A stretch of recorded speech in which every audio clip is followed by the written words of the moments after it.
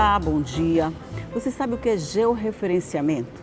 Pois é, essa é uma plataforma nova que está sendo utilizada para mapear os crimes acontecidos aqui no Maranhão. E é sobre isso que nós vamos conversar no programa de hoje. Quem vai dar detalhes dessa nova ferramenta para a gente é o doutor José Cláudio Cabral Marques, que é coordenador do Centro Operacional Criminal do Maranhão. Bom dia. Bom dia, Elda. Seja muito bem-vindo. Muito obrigado. Vamos tomar café. De retornar. De retornar, pois aos estúdios da TV Assembleia. Vamos então tomar café e conversar sobre essa nova tecnologia. Eu posso dizer que é uma nova tecnologia que está sendo utilizada para esse fim, é isso? Na verdade, o georreferenciamento é uma plataforma, um software, né, que é usado para mapear várias coisas. Né? Se você tem interesse, por exemplo, na área de saúde, você pode mapear doenças. Você do agronegócio pode mapear rebanhos. Né? Se você é área da educação, você vai mapear as suas unidades escolares, né? Tanto ensino fundamental e ensino médio. Então, tudo isso você pode escolher o tema, né? Aquele seu objeto de estudo. Nós utilizamos o georreferenciamento na área criminal e, para isso, nós começamos um trabalho junto com o Instituto Maranhense de Estudos Socioeconômicos e Cartográfico, IMESC, né? Uma parceria também com a Câmara Municipal, Prefeitura Municipal e Secretaria de Segurança, para, num projeto piloto, ou seja, inicialmente, a gente mapear a grande ilha de São Luís. Né? E para isso nós utilizamos inicialmente a metodologia CVLI, crimes violentos, letais, intencionais. Ave Maria, CVLI, crimes violentos, letais, intencionais. Então VLI. Tá, então isso envolve homicídio, isso envolve o latrocínio, envolve lesão corporal seguida de morte ou qualquer evento criminoso que resulte em morte. Entendi. Então esse foi o primeiro passo. Né? Aqui, como nós temos vários institutos de polícia técnica, isso fica mais fácil. Né?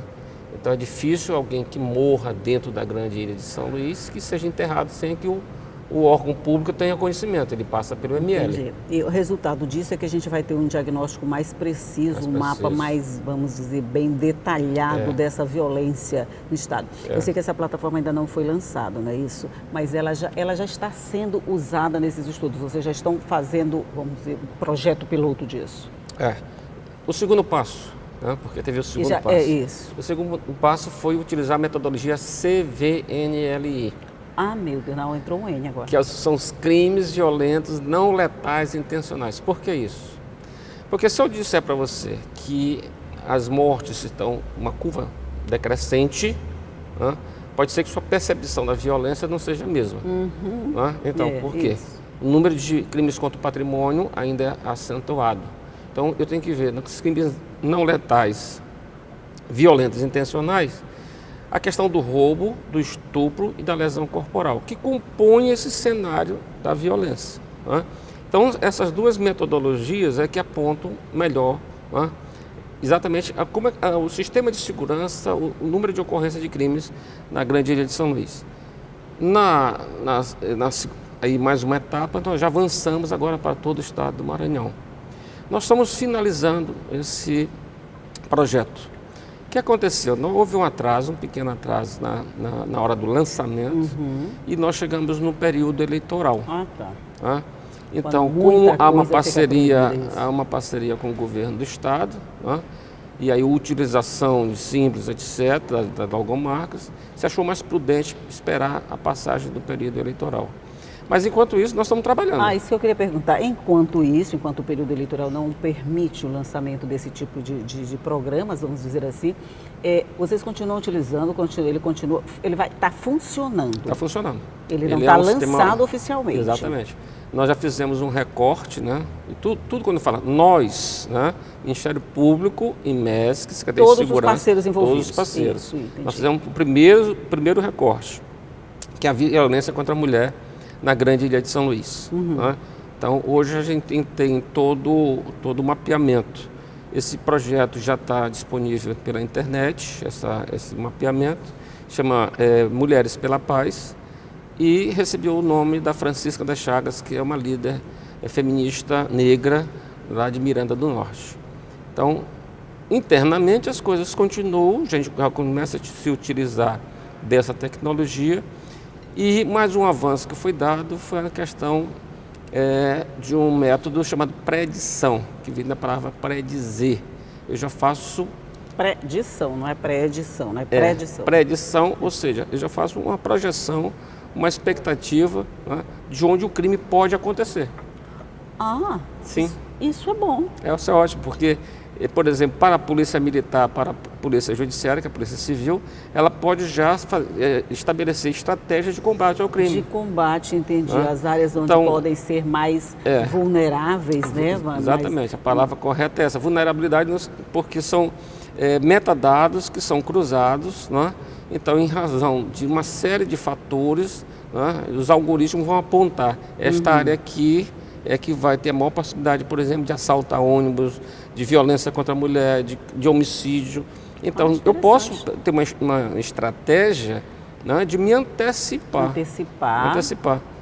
Isso seria uma prevenção bem eficiente, vamos dizer assim. Se você já tem a noção de onde as coisas podem acontecerem, isso significa que também a gente tem a possibilidade de evitar. Exatamente. É por aí, né?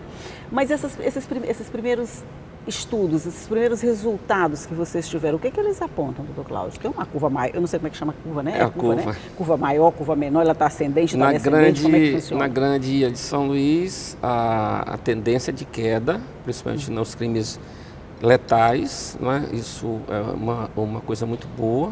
Depois de muito tempo, nós chegamos a voltar quase 10 anos, né, em relação aos índices de criminalidade. Isso é um fato importante. Talvez é o que eu te fale. Talvez essa percepção não seja tão forte, porque em relação aos crimes violentos não letais, ainda se mantém num patamar quase que estável. Você vai me explicar essa história já direitinho, vou só fazer um intervalinho aqui na nossa conversa, mas a gente vai voltar já para continuar esse bate-papo sobre essa nova plataforma utilizada para georreferenciamento dos crimes acontecidos. É um minutinho só, eu volto já.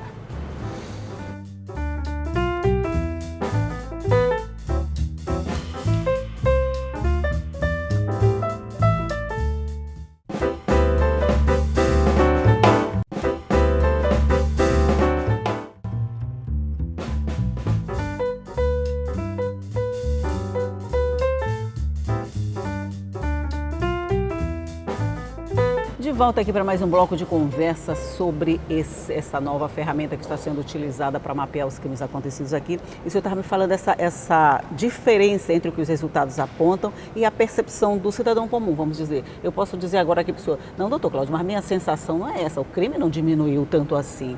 Então tem uma diferença entre o que vocês apuram e o que a gente sente? Porque, como eu falei assim, em relação às mortes, né, há um decréscimo. E foi significativo na grande ilha de São Luís. Mas em relação aos crimes não letais, né, você vive uma crise econômica, um desemprego muito forte, né, então os crimes patrimoniais tendem a estabilizar ou aumentar. É verdade. Nós temos um componente nesse cenário que é muito importante, que foi o aumento, né, do contingente da Polícia Militar. Sim. Significativo nos últimos 4 anos. E esse contingente, boa parte, geralmente é uma faixa de 50%, né? Apesar de nós termos 217 municípios, esse contingente fica na grande ilha de São Luís. Né? Esse é um dos fatores importantes que nós tivemos para essa redução. Mas, como eu falei, é que a sensação de violência ou não, né? Ela tem que ser o cruzamento dessas duas metodologias. Né? Não adianta eu lhe dizer que as mortes estão em decréscimo se os crimes patrimoniais, aquele que nos atinge muito próximos. É verdade. Né? Então nós fizemos uma pesquisa no começo do ano, maio mais ou menos. Por exemplo, nós tivemos em 2015 no Maranhão 42 mil crimes de roubo. Perdão, em São Luís, na grande ilha de São Luís, 42 mil crimes de roubo. No ano seguinte permaneceu e só em 2017 caiu para 36 mil. Veja só, é muita coisa. É muita coisa, é verdade. E aí nós temos que levar em consideração também as subnotificações. Tem muita gente que é furtada, que é roubada, que não vai na delegacia. Então, esse é o número oficial. Né? Número oficial. Mas toda essa tecnologia, toda essa coisa toda, tem algum ponto assim que vocês digam, isso aqui ainda não está direitinho, isso aqui ainda não está certinho, tem alguma dificuldade na implantação? Nós temos dificuldade porque, como é coisa nova, não é? As pessoas geralmente têm uma certa rejeição, uma certa dificuldade de absorver essa tecnologia. É a mesma coisa que a gente fala, vou fazer um paralelo aqui, da questão da monitoração eletrônica. Qualquer coisa que se coloque em relação à monitoração eletrônica, os comentários que a gente vê logo em seguida, por exemplo, nas redes sociais, é só de deboche, é só de descrença, porque não conhece... E por que não conhecem e não acreditam o sistema, tanto? Isso, exatamente. Aqui e ali se faz uma brincadeira, que é um fake, isso acaba envolvendo toda a credibilidade do sistema. Então, nos workshops que nós estamos fazendo, fizemos Timon, fizemos Imperatriz, fizemos Pinheiro, fizemos Itapecuru, isso fica bem claro para a gente. O sistema é muito bom, é uma tecnologia nova. Às vezes nós mesmos, promotores, juízes, né, policiais, etc., temos dificuldade, né, de acessar. De acessar, né? sim. Na primeira circunstância que você não consegue desvendar o que quer, isso aqui não presta, isso aqui não funciona. Né? É a mesma coisa em relação ao georreferenciamento. Eu tenho a tecnologia, só que eu venho fazendo a mesma coisa há muito tempo. E aí a dificuldade de você mudar a sua rotina. Né? Eu posso assim dizer que houve um avanço significativo, por exemplo, o CIOPS, essa é a informação do Coronel Vaz, que é o coordenador do CIOPS, ele já usa duas plataformas. Ele usa a plataforma do CIOPS e usa a plataforma da monitoração eletrônica. Veja só. Então, qualquer coisa de ocorrência de crime, ele está usando, ele saber se tem alguma pessoa monitorada naquele local. Naquele local. Então, se eu tenho, vamos lá, vou prestar atenção. Pelos dados da SME, eu consigo incluir ou excluir alguém que esteja monitorado. Eu entendo assim que daqui a um tempo, as três plataformas juntas, isso vai ser um dado, sabe, um avanço significativo. Mas essa sensação de que, por exemplo, aí a questão não existe essa palavra que eu vou chamar, gente, descredibilidade, mas a questão de a gente não acreditar muito nos primeiros resultados, vale tanto para a população quanto para os policiais que estão operando o sistema. O policial, eu não estou conseguindo fazer, então isso não é muito bom. A polícia, esse resultado não é o que eu estou pensando, a população, então não é muito bom. Como é que vocês vão lidar com isso, para as duas pontas entenderem que essas dificuldades iniciais são assim mesmo, vai ter em qualquer processo, para a gente poder chegar no resultado comum que todo mundo quer? Eu sempre respondo essa pergunta assim: quantos aplicativos algum amigo, um familiar indicou?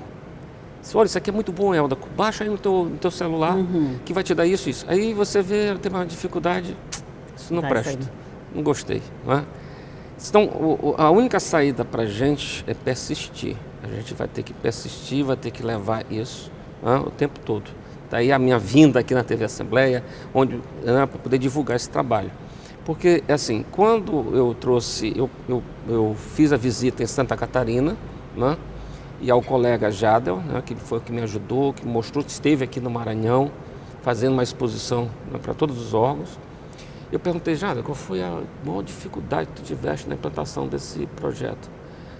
Esse Cabral foi sensibilizar os atores, aquelas pessoas que vão participar. Aí se não foi de dinheiro, não, eu disse, não foi. Incrível, né? É incrível. Então a pessoa... Eu acho que vocês imaginavam de nós, isso aqui vai ser bem recebido, vai facilitar o trabalho, vai dar resultados mais precisos. Então...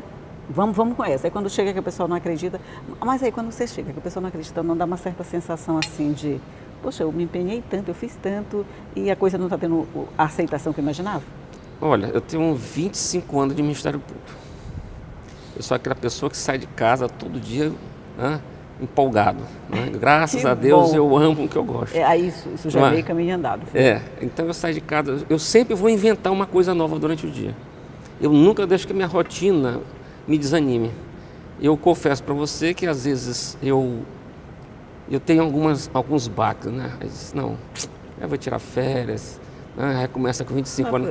Aí depois vem uma notícia assim, não, vou sair correndo, aí dá vontade de fazer tudo. Vou dar um exemplo, no dia 10, né, de sexta-feira. Vamos fazer o seguinte, vamos deixar esse exemplo pro próximo bloco, deixa eu só fazer um rápido intervalinho aqui, a produtora está dizendo que já terminou esse bloco, eu volto já, porque vai acontecer exemplo no próximo bloco, só um minuto.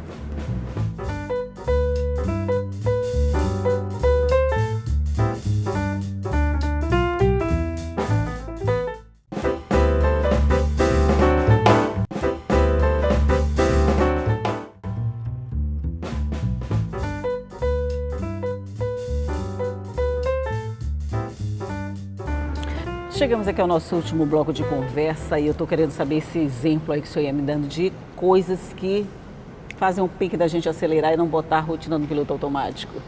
Pois é, você me perguntava assim, desanima algumas vezes, sim. Às vezes a gente pensa uma coisa, acha que vai ser bem aceita, né?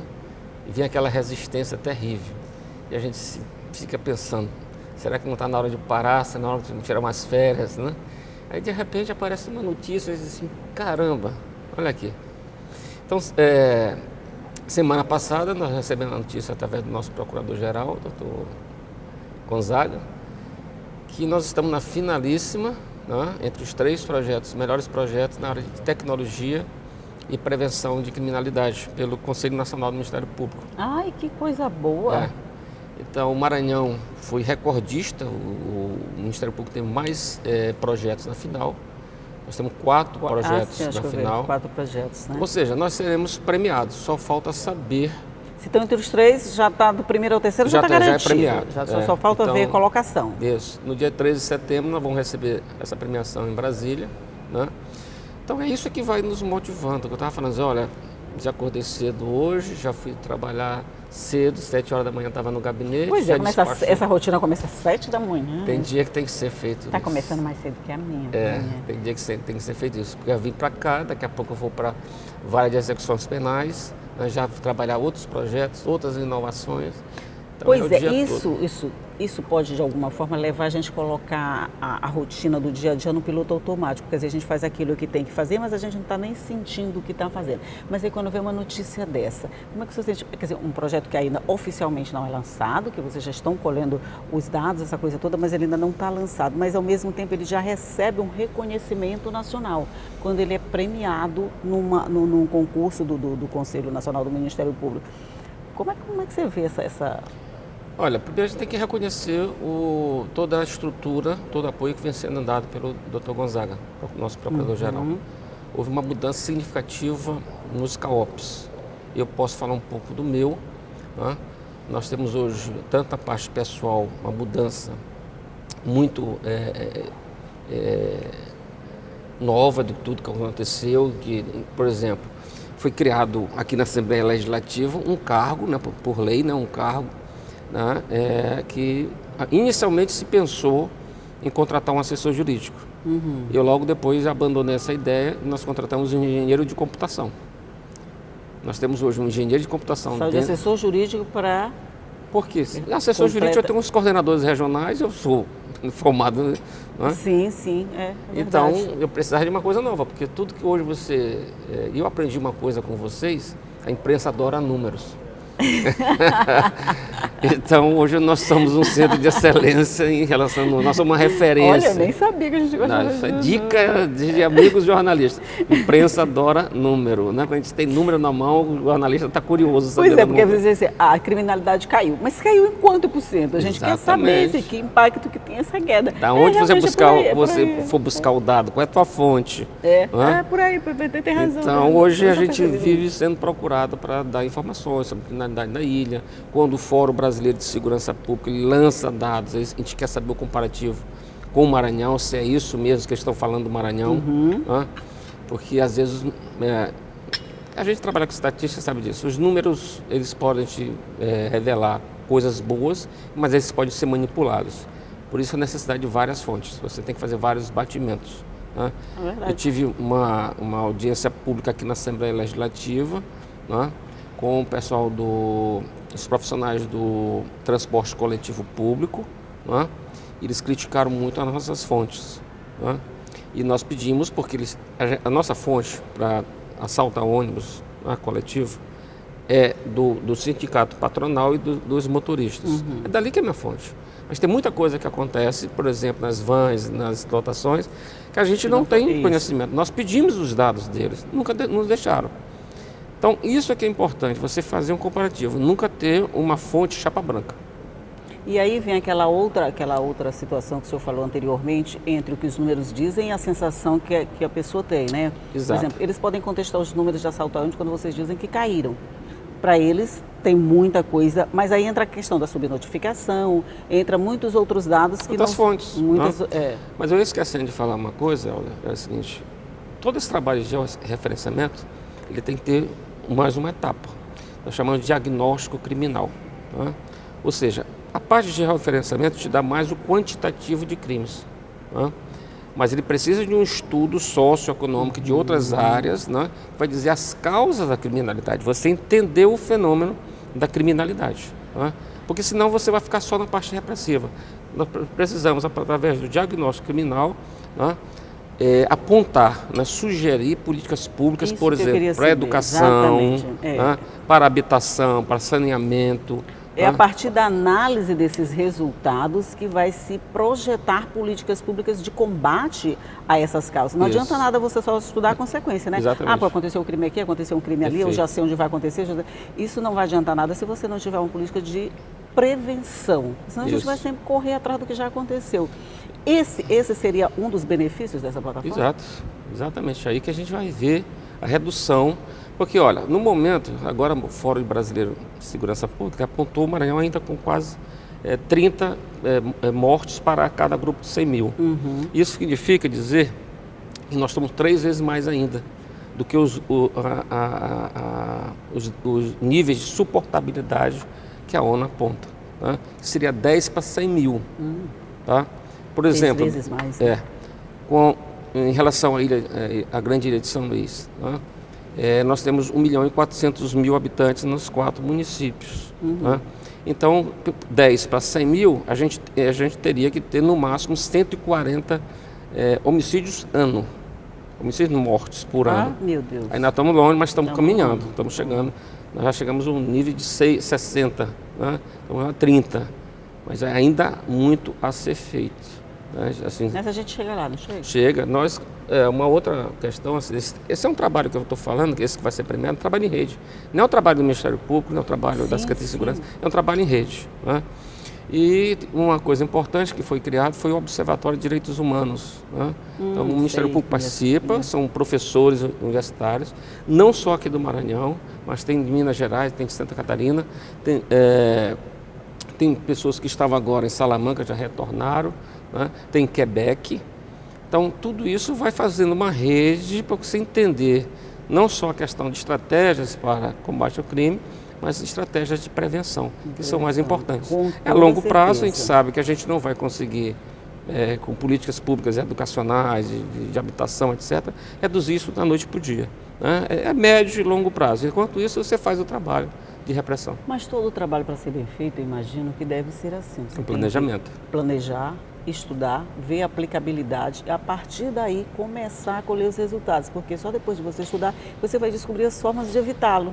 E é isso que se quer no final, né? Principalmente com relação a crime, para que a gente chegue um dia em que os dados e a sensação do cidadão comum, eles estejam de acordo. Quer dizer, os dados apontam isso e é realmente isso que a gente está sentindo. Aí sim, vocês chegaram mais ou menos um equilíbrio de sensação. Equilíbrio. Quando chegou o equilíbrio dessas duas sensações, vamos dizer, que o trabalho está completo. Isso. Vocês estão na primeira etapa, que é esse mapeamento, esse coletamento. Mas a gente vai chegar lá, vai. De novo. Muito esforço, muita persistência, muita dedicação. Mas é assim, aquele pique que está faltando é isso. Eu vou chegar lá. Exato. Então, quando se eu ficar assim cansado, eu vou tirar férias, eu não vou me aguentar. Mas eu vou chegar lá, eu vou chegar nesse equilíbrio de sensações que a gente precisa ter. Por exemplo, o trabalho que eu estou fazendo está de acordo com o que o cidadão está sentindo. Então, o que ele está sentindo é resultado do meu trabalho. Aí sim, vai ficar bem, né?